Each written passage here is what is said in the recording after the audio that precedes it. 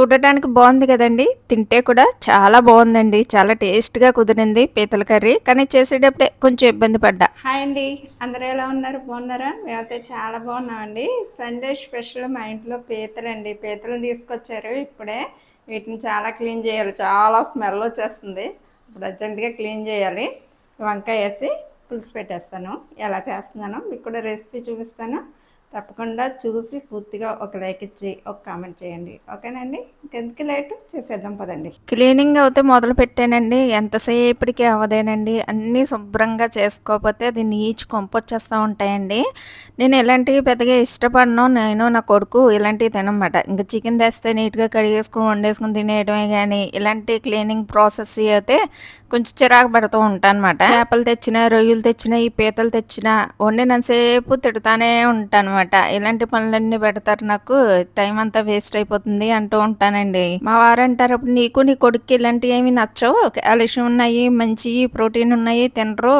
ఇంకెప్పుడు చూసినా చికెనే తింటానే ఉంటారు" అని తిడతానే ఉంటారు. అయినా మేము మానమాట. అలా ఉంటది మా ఇంట్లో వరుస. ఆయన కోసం అయితే ప్రేమగానే చేసి పెడతానండి. ముందే సనుక్కుంటూ ఉంటాను. కాకపోతే ఆయన మా మంచి కోసమే తెస్తున్నారు కదా అని చేస్తాను. మేము తినేదే తక్కువే. కానీ ఆయనకి ఇష్టమైనవి మాత్రం వండి పెడతానండి. నాకు తరచుగా ఎప్పటినుంచో ఒక కామెంట్ వస్తదండి ఇన్‌స్టాగ్రామ్‌లో. సిస్టర్ కామెంట్ పెడతారన్నమాట. ఎప్పుడు సమాధానం ఇవ్వలేదు సిస్టర్‌కి.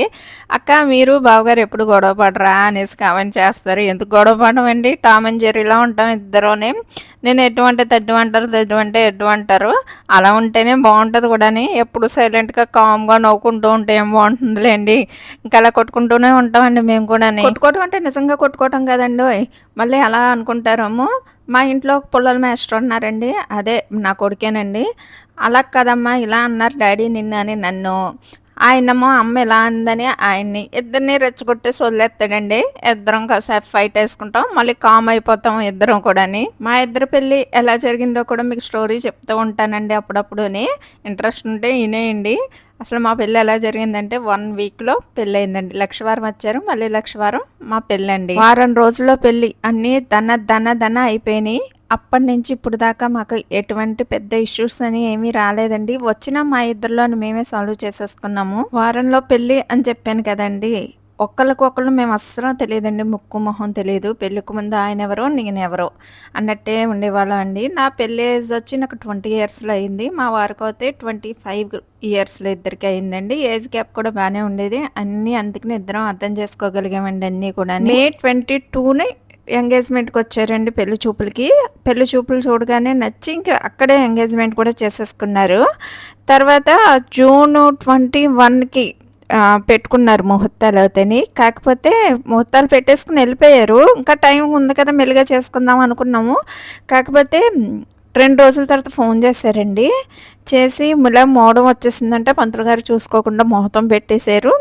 అందుకని ఈ నెలాఖరున 29న బావుంది ఇద్దరి పేరున అని ముహూర్తాలు మార్చుకుందాం అనేసి ఫోన్ చేశారండి మా అత్తవారు వాళ్ళుని. అప్పుడు ఇంకా మా నాన్నగారు అయ్యో వెళ్ళి మళ్ళీ ముహూర్తం మార్చి 29 ఇంకా 4 రోజులండి మధ్యలో మేము ఏం చేసుకోవాలన్నాం. ఇంకా అప్పటికే ఇంకా విఘ్నేశ్వరుడి దంపు తీసుకోవటం ఇంకా అలాగే ఆ 4 రోజుల్లోనే పెళ్ళి అయిపోయిందండి చక్కగానే. ఆ రోజుల్లో ఎంత స్పీడ్‌గా చేశారంటే ఏది లోటు రానేం లేదు మళ్ళీని. చాలా బాగా జరిగిందండి మా పెళ్లి కూడాని. అప్పట్లో పెళ్ళిళ్ళు ఇంటి ముందరే చేసేవారు కదా! నాది కూడా ఇంటి ముందునే చేశారండి. అప్పటికే పెళ్ళై 15 రోజులైంది మా సిస్టర్‌దే. మా చిన్నాన్నగారి పెద్దమ్మాయిది 15 రోజులైంది. మా చిన్న బావకే చేసామండి. ఇంకా ఆ పందిరే 16 రోజులవుతే పందిరిప్పరు కదా! ఇంకా పందిరిప్పలేదండి. పాతాకులు తీసి కొత్త తాటాకులేసేసి పెళ్లి చేసేసారండి.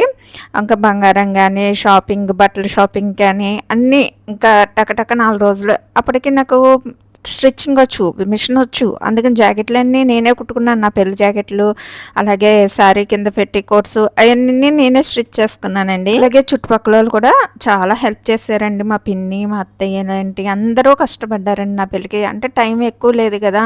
అందుకని చకచకా పనులైతే చేసుకున్నామండి. మా చిన్నాన్నగారు అండి అసలు అందరూ బాగా కష్టపడ్డారు. ఎంత హడావిడి అయిపోయినా సరే పెళ్లి మాత్రం చాలా అంటే చాలా బాగా జరిగిందండి. చిన్న చిన్న మిస్టేక్స్ అంటే కరెంటు పోవటాలు. ఎందుకంటే మెయిన్ ఎలా అంటే కొంచెం గాలిదుమ్ములు, వర్షాలు పడతాయి కదా! నా పెళ్ళికి కూడా ఫుల్ వర్షం, గాలిదుమ్మునండి.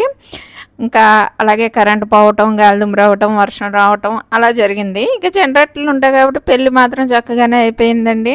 పెళ్ళయిన తర్వాత ఇంకా వాళ్ళ ఇంటికి తీసుకెళ్తారు కదా! మాకు వెంటనే మరి మూడం వచ్చేసింది కదండీ! అక్కడో రోజు, ఇక్కడో రోజు అన్నట్టు. ఇంక అందుకనే వెంటనే వాళ్ళ ఇంటికి తీసుకెళ్ళిపోయాక ఒక రోజు అయిపోయిన తర్వాత మళ్ళీ మా ఇంటికి వచ్చేసాం. ఒకరోజు అంతే. మళ్ళీ 2 నెలలు, ఒక నెలంతా మూడం, రెండో నెలేమో ఆషాఢం మాట. ఇంక రాకూడదు, అటు వెళ్ళకూడదు, ఇటు వెళ్ళకూడదు కదా! మా చెల్లెలికి కూడా కొత్తగానే పెళ్ళయింది కాబట్టి వాళ్ళు మేము హైదరాబాద్ వెళ్ళి ఒక 15 రోజులు ఉండి అన్నీ చూసొచ్చాయండి. ఫస్ట్ నేను ట్రైన్ ఎక్కడం మా వారితోనే. అప్పటిదాకా నేను ట్రైన్ కూడా ఎక్కలేదు. మా వారితో కలిసి నేను ట్రైన్ ఎక్కానండి. ఆ ప్రయాణం, ఈ జీవిత ప్రయాణం కూడా ఇప్పుడు దాకా సాఫీగా జరిగిపోయిందండి. అప్పుడప్పుడు బాగా సీరియస్ అవుతారు గానీ, కాకపోతే మమ్మల్ని చాలా అంటే చాలా బాగా చూసుకుంటారు. ఎన్ని బాధలొచ్చినా నాకు మా వారైతే నాకు చాలా సపోర్ట్ అండి. అన్నిట్లోని ఏది కూడా ఇది చేయరు నన్ను. బాధ పెట్టి పని ఏమి చేసేవారు కాదు. ఎవరు ఏమన్నా సరే నన్ను మాత్రం చాలా ఇదిగా చూసారు. నేను బాధలు పడ్డానండి. ప్రతి ఆడపిల్లకి పెళ్ళైన తర్వాత ఎంతో కొంత అత్తారింట్లో ఉంటాయండి. అది ఉండకుండా ఉండదు కదా! అయన్నీ నేను ఫేస్ చేశాను. చెప్పుకోవాలంటే చాలా పడ్డానండి నేను కూడాని. కానీ మా ఆయన సపోర్ట్‌తో నేను కొంచెం కవర్ అవ్వగలిగాను. మ్యారేజ్ అయిన 1½ ఇయర్‌కి బాబు పుట్టాడండి.